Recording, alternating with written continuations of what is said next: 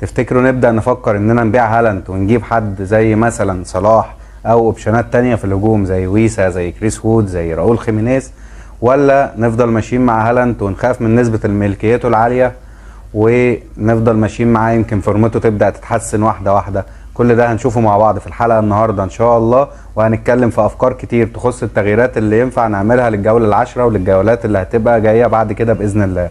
وبالنسبة للعيبة مثلا ارسنال الدفاعية نبدأ نفكر نبيعها هي كمان زي اللاعب رايا واللاعب جابرييل.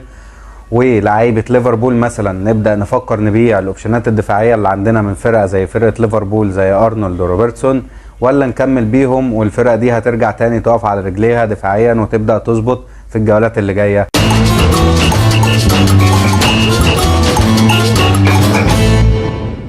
السلام عليكم، نورتونا في حلقة جديدة من برنامجنا وبرنامجكم سوبر فانسي. اهلا وسهلا بيكم. في الاول كده يا شباب بقى تعالوا نشوف تشكيلتي الاسبوع اللي فات عملت ايه، وايه الغلطات اللي وقعت فيها، وايه التغييرات الكويسة اللي انا عملتها. انا في الاسبوع اللي فات جبت 70 نقطة.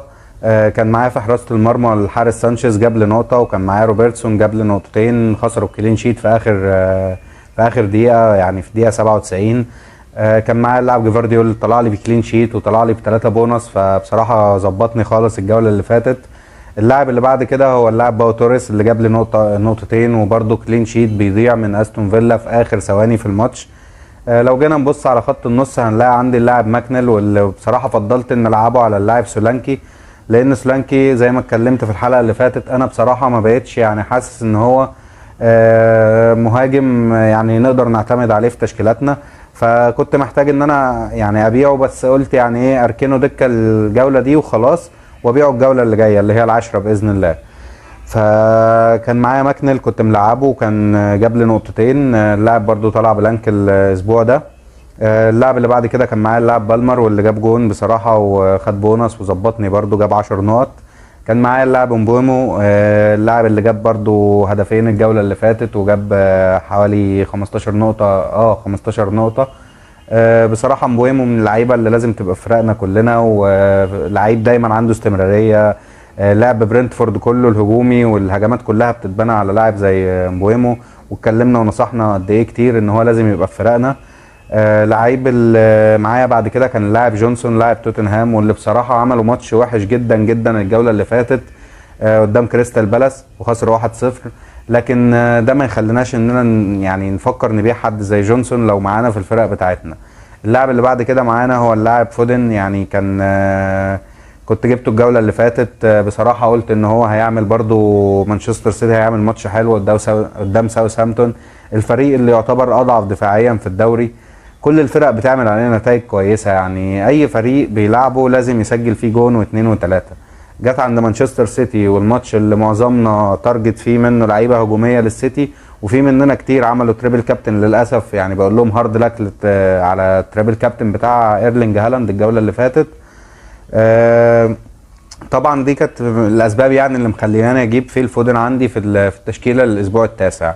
نيجي بقى لعيبه يعني خط الهجوم، كان معايا طبعا هالاند زي ما قلنا، وكان هو الكابتن جاب لي 12 نقطه بالكابتنه، حتى يعني جاب جون وما خدش بونص من كتر ما هو ضيع هجمات، واتكلمنا في الفيديو اللي فات عن الموضوع ده.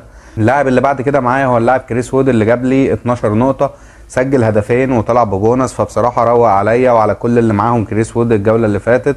واللاعب بصراحة يعني ما نمسك الخشب زي ما بيقولوا، يعني من كتر اللي هو بيعمله بصراحة في الدوري الانجليزي، لا اللاعب لازم يكون في تشكيلاتنا كلنا، وزي ما هنتكلم طبعا في الجزء الثاني من الحلقة في مين اللعيبة بالنسبة لخط الهجوم وبالنسبة لخط النص وبالنسبة للدفاع وبالنسبة لحراسة المرمى اللي لازم نبدأ نبص عليهم في الفترات اللي جايه، وجدول ماتشاتهم هيبقى احسن. لو جينا بقى نتكلم عن مين هي احسن اللعيبه واحسن الفرق اللي لازم نبص عليها الفتره اللي جايه، خلونا نبدا كده في الاول بحراسه المرمى. حراسه المرمى انا بالنسبه لي مفيش بصراحه غير 2 ممكن ارشحهم ليكم، ان انتوا لو عندكم حد زي مثلا رايا وعايزين تبيعوه علشان برضو ارسنال بدا يبقى مستواه مش احسن حاجه دفاعيا الفتره اللي فاتت، انا بصراحه رشح لكم حد زي بيكفورد من فريق ايفرتون، او الحارس الثاني معانا هيكون الحارس سيلز حارس نوتنجهام فورست. الفريقين بصراحه بداوا يتحسنوا دفاعيا، ونوتنجهام فورست عموما هي تاني اقوى خط دفاع في الموسم ده، فحد زي سيلز لا، انا بنصح الناس برضو ان هي تبص عليه، ولو معاك او بتعمل يعني وايلد كارد تقدر تشتري حد من الاثنين دول على الاقل معاك في تشكيلتك. نيجي بقى لخط الدفاع. خط الدفاع معانا هنتكلم عن يعني عايزين نقول معظمها هتبقى لعيبه الاربعه ونص كده، من الاربعه للاربعه ونص. عندك بالنسبه للعيبه مثلا وولف، زي ما اتكلمنا وقلنا قبل كده ان ايت نوري من الاوبشنات اللي لازم نجيبها في فرقنا. اللاعب بصراحه كل يعني حتى لما وولف بتخسر الكلين شيت اللاعب لازم بنلاقيه مشارك هجوميا، يا اما باسيست يا اما بجول. الماتش اللي فات وولف خسروا الكلين شيت، لكن برضو اللاعب ايت نوري سجل هدف وطلع ب6 نقط او 7 نقط تقريبا، وظبط كل اللي معاهم يعني ايه ايت نوري.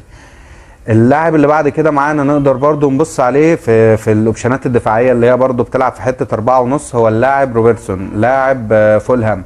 الفريق برضو ماتشاته اللي جايه سهله. لو جينا نتكلم عن ماتشات فولهام اللي جايه هنلاقي ان هم هيلعبوا برنتفورد، هيلعبوا برنتفورد ممكن الكلين شيت يضيع وكل حاجه، بس برنتفورد مش من الفرق الكويسه دفاعيا، فممكن روبرتسون يكون هيتقدم ويزيد في الماتش ده ويكون ليه نصيب في الاهداف اللي ممكن فولهام تجيبها في فريق زي برنتفورد. لو جينا بعد كده نبص بعد يعني برنتفورد ممكن يلعبوا مين، هنلاقيهم ان هم هيلعبوا كريستال بالاس وهيلعبوا وولف، هيلعبوا توتنهام ماتش صعب شويه، بعدها برايتون. ممكن في الماتشات الصعبه دي نحط روبرتسون دكه، وخصوصا ان احنا هنقول يعني اوبشنات كتير هتبقى ب4.5، فهتخلي ان خط الدفاع بتاعك كله بيلعب. فده بالنسبه لتاني لاعب معانا، او بالنسبه لتاني اوبشن معانا في الدفاع ممكن نبص عليه. تالت اوبشن معانا هو اللاعب مثلا ممكن نتكلم عن لعيبه ايفرتون هنا، يعني بنتكلم عن لاعب زي اللاعب كين، اللاعب توركوفسكي. كل اللعيبه دي يعني اللاعب كين ب4 او 4.1 وممكن اغلى حد من دفاع ايفرتون ممكن يبقى ب4.5. فكويس جدا اننا نبص عليهم، لان ماتشاتهم اللي جايه هتبدا برضو تتحسن وتبدا تبقى سهله. وبالفعل يعني احنا بنشوف كين حتى في الماتشات اللي بيضيع فيها الكلين شيت لا، اللاعب بيسجل دايما اهداف سواء من كرات ثابته او من كرات ركنيه. فده غير ان الماتشات اللي جايه بتاعته هتبقى سهله زي ما قلنا، يعني مثلا هيلعبوا الماتش اللي جاي ساوثهامبتون الفريق اللي فعلا مش قوي هجوميا وممكن يطلعوا بكلين شيت. بعدها هيلعبوا ويست هام، بعدها هيلعبوا برنتفورد، بعدها هيلعبوا يعتبر مانشستر يونايتد، على حسب احنا هنشوف فورمه اليونايتد هتبقى عامله ازاي بعد اقاله تنهاج. بعدها هيلعب وولف. فماتشات كويسه يعني بالنسبه برضو للفئه السعريه دي، انك يكون معاك مدافع بالسعر ده ويبقى عنده ماتشات كويسه في المتناول زي كده. لو جينا نبص على الاوبشن اللي بعد كده اللي ممكن يعني نحط عيننا عليه الفتره اللي جايه، هي لعيبه مانشستر سيتي مثلا. هنتكلم بصراحه انا بالنسبه لي الاوبشن الاول هو جفارديول، احسن لاعب من منظومه مانشستر سيتي دفاعيا، يعني بالنسبه للخيارات الدفاعيه اللي في الفريق احسن كمان من ريكو لويس بصراحه. لكن لو انت مش معاك بادجت عاليه او محتاج الفلوس تبقى في مراكز تانية تستفيد بيها، ممكن تبص على اللاعب زي اللاعب ريكو لويس. مع ان ريكو لويس انا مش شايفه ان هو برضو بيتمركز حلو في الملعب، بيسلم وبيستلم بيقرب للجون، لكن مفيش مشاركات هجوميه فعلا حقيقيه بنشوفها منه، سواء في الماتشات اللي بيطلعوا فيها كلين شيت او سواء في الماتشات اللي هي برضو بيضيع الكلين شيت. دي بالنسبه للاوبشنات الدفاعيه اللي احنا ممكن نتكلم عنها سريعا كده في الحلقه بتاعت النهارده. اللعيب اللي بعد كده بقى لو جينا نتكلم عن لعيبه خط النص، طبعا هيبقى اول لعيب معانا هو اللاعب مبويمو. اللاعب بصراحه لازم يكون في تشكيلاتنا كلنا. اللاعب دايما بيشارك هجوميا، لما بلانك جوله واحده الجوله اللي فاتت محدش فينا زعل منه، لانه اللاعب مظبطنا على طول كل اسبوع، يا اما بيجيب لنا جون او جونين او جون واسيست. اللعيب عنده استمراريه ولازم يكون في تشكيلاتنا كلنا. اللعيب اللي بعد كده معانا وهنتكلم عليه هو اللاعب بالمر، لاعب تشيلسي. بصراحه اللاعب تشيلسي كله بيتبنى على اللاعب ده. طبعا احنا ممكن نتكلم عن ساكا، بس ساكا يعني جدول ماتشاتهم الفتره اللي جايه هيبقى اصعب من بالمر نسبيا، فاحنا ممكن نتكلم هنا نقول ان وجود بالمر في فرقنا لا اهم مثلا من وجود لاعب زي ساكا. في الفئه السعريه دي ممكن نبص على مين تاني؟ ممكن نبص على لاعب زي سون لولا الاصابه بتاعته كان زمان الماتش اللي فات برضه كان الوضع اختلف فيه. ممكن توتنهام نقول ان هي ممكن ما كانتش تخسر في الماتشات اللي جايه. ممكن سون كان نازل الماتش اللي قبل اللي فات بفورمه كويسه جدا جدا، وشفناه سجل هدف او يعتبر سجل هدفين وهدف فيهم ما اتحسبش. فيعني سون من الاوبشنات برضو اللي هنبدا نبص عليها، ولكن لا يعني بالمر بالنسبه لي احسن من سون كمان يعني للجوله اللي جايه، او اللي بعدها، خصوصا واحنا لسه مش عارفين ايه اخبار سون. اللاعب اللي بعد كده طبعا في خط النص هو اللاعب محمد صلاح، واللي كلنا برضو بدأنا نفكر ان لو مش معانا في فرقتنا بدأنا نفكر اننا نبيع هالاند ونجيب محمد صلاح. اللاعب بنشوفه فورمة عالية، كل ماتش بيسجل، لاعب بيحب اصلا الماتشات الكبيرة. اللاعب دايما تلاقيه بيسجل في تشيلسي، مانشستر، ارسنال، السيتي، يعني هو زي ما بقول لكم بيحب دايما الفرق الكبيرة ان هو يسجل فيها. فبالنسبه للاعب زي محمد صلاح برضو لو بتفكر ان انت تبيع ايرلينج هالاند وتشتري محمد صلاح لو هو مش في تشكيلتك، انا اتفهم ده جدا، لان زي ما احنا شايفين في فريق ليفربول دايما بيبقى فيه روتيشن بين لويس دياز، جاكبو، داروين نونيز. اللعيبه دي كلها ما احناش بنبقى عارفين يعني مين اللي هيشارك اساسي فيها او ضامنين قوي المشاركه اساسي ليه الا هو محمد صلاح. فبالنسبه لنا صلاح من الاوبشنات الاساسيه برضو واللي لازم تكون في فرقنا كلنا. نيجي بقى بعد كده اللعيب زي مثلا لاعب ماكنيل. احنا اتكلمنا بالنسبه لايفرتون عن ان ماتشاتها هتبدا تبقى سهله وهتبدا يعني تتحسن، واللعيب بصراحه فورمه وبقاله فتره بيجيب لنا نقط كويسه. كل هجمات ايفرتون بتتلعب يعني بشكل اساسي بتتبني على ماكنيل، فبرضو دي من الاوبشنات اللي رخيصه ونقدر نظبط بيها خط النص بتاعنا ويبقى كويس. عندك مين من اللعيبه تانية برضو اللي في الفئه السعريه المتوسطه دي؟ نقدر نتكلم عن سميث رو. ليه؟ ماتشات فولهام الجايه قلنا قد ايه ان هي هتبقى حلوه برضو، علشان يعني ما نكررش الكلام كتير. فسميث رو من اللعيبه برضو اللي لازم نبدا نبص عليها الفتره اللي جايه. عندك لاعب مين زي مين تاني ممكن نبص عليه برضو في الفئه السعريه المتوسطه دي؟ هنتكلم عن جونسون لاعب توتنهام. اي نعم اللاعب بقاله جولتين بلانك وكل حاجه، بس اللاعب ارقامه كويسه. الماتش اللي فات توتنهام ما لعبش ماتش احسن حاجه، ما عملش هجمات خطيره كتير، لكن ده مش معناه اننا نبدا نفكر نبيع جونسون، او لو مش معانا كمان يعني ده ما يخليناش نفكر اننا ما نجيبوش. فجونسون كويس بصراحه الفتره اللي جايه وبالفئه السعريه دي. لو جينا بقى نتكلم عن لاعب مثلا زي فودن انا من الناس اللي انا زي ما قلت لكم رحت جبتها الجوله اللي فاتت على اساس ان هو في ماتش ساوثهامبتون هيعمل اداء كويس، السيتي هيفوز بنتيجه كبيره، هيكون لفودن يعني حصه كويسه من الاهداف اللي هيسجلوها. بس للاسف يعني بصراحه اللعيب لسه ما رجعش فورمه قوي وما تحسش كده ان هو يعني قريب للجون. ممكن يبقى مثلا هيجيب جون او جونين او ثلاثه في الماتش وما دخلوش. لا، اللعيب تحسه باهت شويه في الملعب، مش قريب او مش فايق، مش فورمه زي ما بيقولوا. فانت لو ما عندكش فودن لا ما انصحكش ان انت تروح تجيبه بصراحه. لو جينا بقى نتكلم عن الهجوم هنلاقي ان انا معايا طبعا اللاعب كريس وود، لازم طبعا يكون اول لاعب اتكلم عليه، لان بصراحه اللاعب هيخلينا نمسك الخشب حرفيا. اللاعب من كتر ما بيأدي اداء متميز مش مخلينا اصلا نقدر نتكلم عليه. اللعيب لازم يكون في فرقنا كلنا، ونسبه ملكيته بدأت تعلى جدا. الماتش اللي فات كان مكسر الدنيا، جاب جونين مفيش احلى من كده بصراحه، وظبط كل الناس اللي معاها كريس وود. تاني لاعب معايا في خط الهجوم هو اللاعب سولانكي، واللي انا بفكر جديا ان انا ابيعه الفتره اللي جايه. انا زي ما قلت لكم يعني الفقره اللي هتبقى معانا بعد دي ان شاء الله هي هتبقى فقره يعني تشكيلتي والتغييرات اللي انا بفكر فيها. وانتوا لو عندكم اي نصايح ليا او برضو اي اراء ممكن تكتبوها لي في الكومنتات، اكتبوها لي. ولو عندكم اي اسئله انا برضو هستنى اسئلتكم في الكومنتات. لو انت محتار بين لعيب معين تشتريه او لعيب تبيعه ممكن تسالني وانا اجاوبك فيه ان شاء الله قبل الديدلاين يعني بتاع الجوله اللي جايه. نيجي بقى نتكلم بعد كده عن ثالث لاعب معانا هو اللاعب ايرلينج هالاند. لاعب طبعا اللي زهق كتير مننا للاسف من مدربين الفانسي، وخصوصا بعد الجوله اللي فاتت جوله التريبل كابتن اللي ضيعها على ناس كتير، وهارد لك يعني الكل اللي عمل تريبل كابتن لهالاند. اللاعب بقاله فتره برضو يعني بيضيع، مش مركز، مش فورمه، يعني زي ما بقول لك بدأ يخلينا كلنا فعلا نفكر اننا نبيعه. يعني ابسط حاجه عايز اعمل مقارنه بسيطه كده وانتوا برضو قولوا لي رايكم فيها.